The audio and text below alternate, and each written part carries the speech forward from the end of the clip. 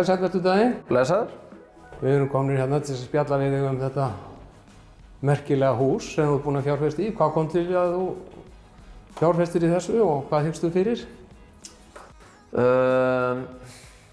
Ástæðan okkur í fór í þetta var eiginlega bara fyrst alveg vildi ég bara spara mig pening með að nýta mína þekkingu og til þess að gera eitthvað upp og fá þá ódýrara verði.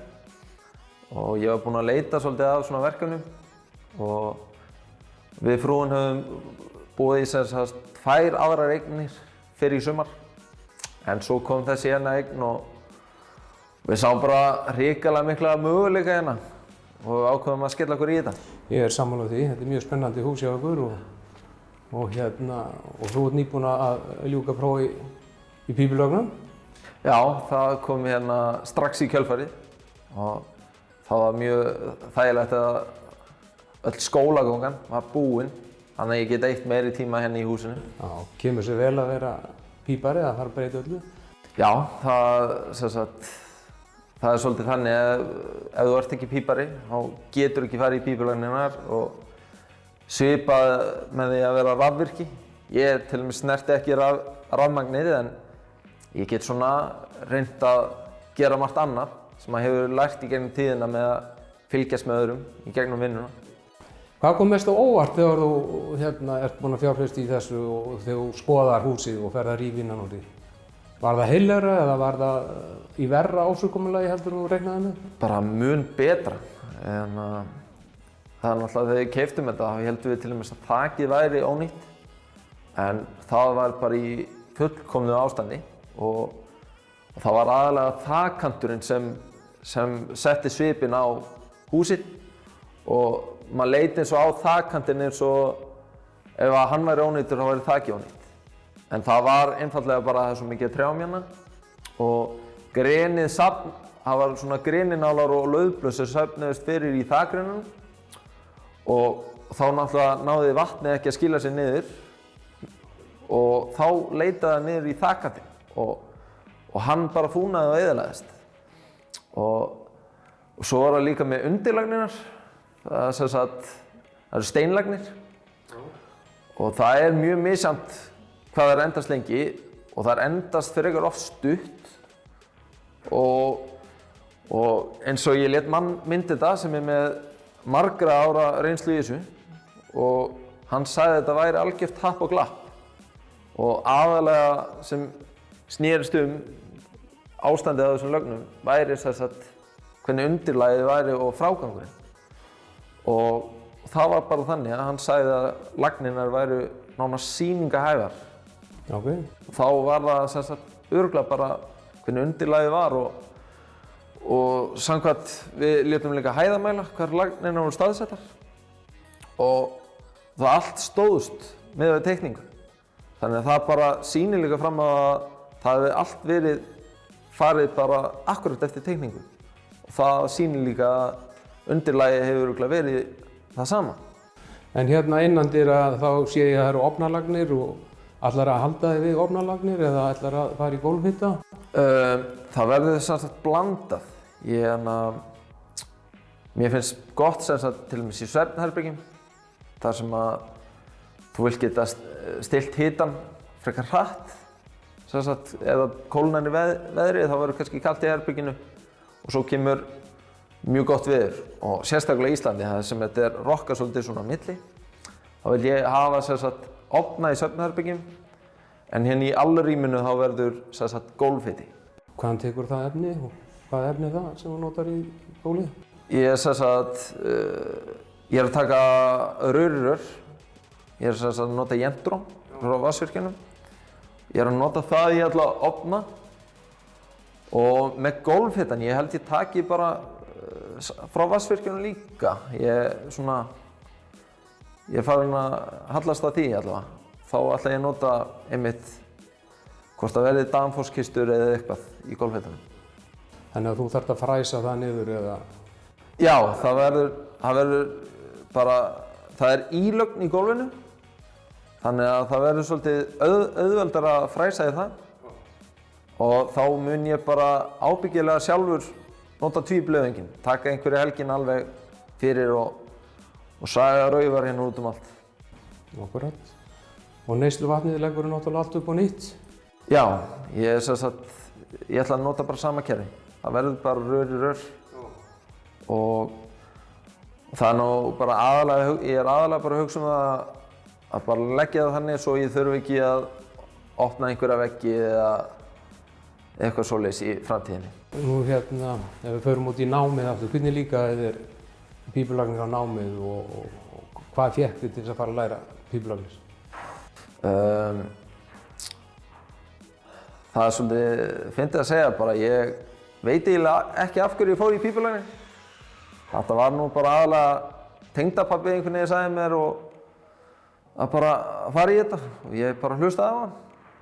Og það var bara þannig að ég skellti mig bara fyrst í skólan í 1 ár og svo fór ég að vinna í 3 ár og kláraði síðan skólann. Og maður lærir helling í vinnunni en það eru alveg litlir punktar sem þú lærir í skólanum. Og til dæmis eitt sem ég hef nýtt mér mikið núna, sérstaklega úr skólagöngunni, er til dæmis ég nota AutoCAD sem ég lærði í tölvuteikningu. Ríkala mikið. Getur náttúrulega nýtt það hér í að teikna upp. Gólfhitan til dæmis.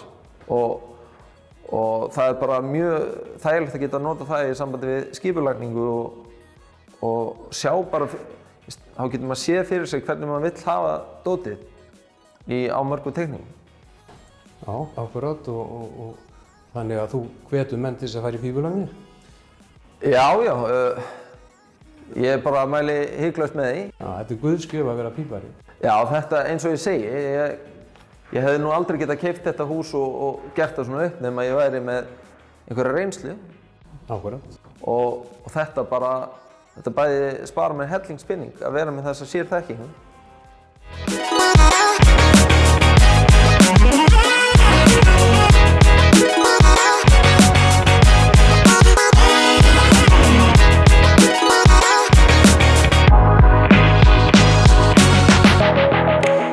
Herðu, en hvað hugstu fyrir með húsið?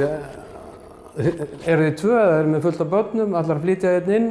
Já, eins og er núna þá erum við bara 2 og þetta er svolítið stórt hús fyrir 2 manneskjur. Þannig að við ætlum að skipta á húsinu í efri og neðri hæð og leigja út neðri hæðina til svona að hjálpa okkur til með að borga niður lánið og svo kannski einhvern tímann í framtíðinni þá væri mjög sniðugt að geta opnað aftur á milli og þá erum við komið bara með stórt og gott hús. Og þú ert fótboltamaður og þetta harmonerar vel með pípulagnunum að þið eru í boltanum? Já, þetta er svolítið álag, þetta er líkamleg vinna og síðan er fótbolti mjög líkamlegt sport sem reynir á.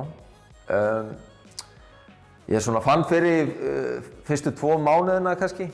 Þá var ég þreyttari en oft áður. En það er bara oft þannig með líkamann, hann venst álaginu. Og sérstaklega núna þá er ég í þessu, við bæði sportið og vinnuna. Þá þarf maður bara aðeins að passa svefn og mataræði og svona. Ein svona krúsjál spurning, hvar ertu í enska boltanum? Þetta er spurning hvort við birtum þetta viðtalið ekki. Já, veistu, það er örugglega hægt að birta þetta því að ég er algjörlega hlutlaus þar. Ég held bara með Real Madrid í spænsku deildinni. Já, við erum sammála um það. Hvenær stefnið á að klára þetta og flytja inn? Sko, það er allavega minnst raunhæft markmið, bara einhvern tímann fyrir jól. Gott að hafa einhvern veginn svona smá markmið. En ég veit ekki, það gæti svo sem alveg verið fyrr. Það ég held að snúist meira peninga heldur en tíma. Það er maður vill náttúrulega gera allt bara mjög vel. Ég ætla að reyna að koma í veg fyrir allan tvíverknað. Þannig að það verður allt bara gert bara með besta efninu og rétta verklagi. Já, það er ákveðin máli. Ég sé að þú ert með smið hérna í takkantinu hjá þér, ætlar að klára húsið utan svona fyrr heldur en annað. Já, það er sem sagt, við erum búin að mála húsið utan. Eigum reyndar eftir að fara með eina málingaumferð einhvern tíma seinna í sumar kannski. Og einmitt með þakkantinn, það er betra upp á það að vatnið er ekki að fara inn að rennur núna. Og þá er þetta svolítið að lenda hérna í jarðveginn sem er fyrir neðan og það er mold á sumum stöðum og það skvettist það upp í húsið. Þannig við erum að reyna að klára það af. Það var svona planið að ég og tengdapabbi færum í þakkantinn. Hann er húsasmíðameistari og við vorum svona pælið að gera það en hann hefur nóg annað að gera og ég líka. Þannig að við ákveðum bara að fá til okkar hérna smið til þess að klára þetta.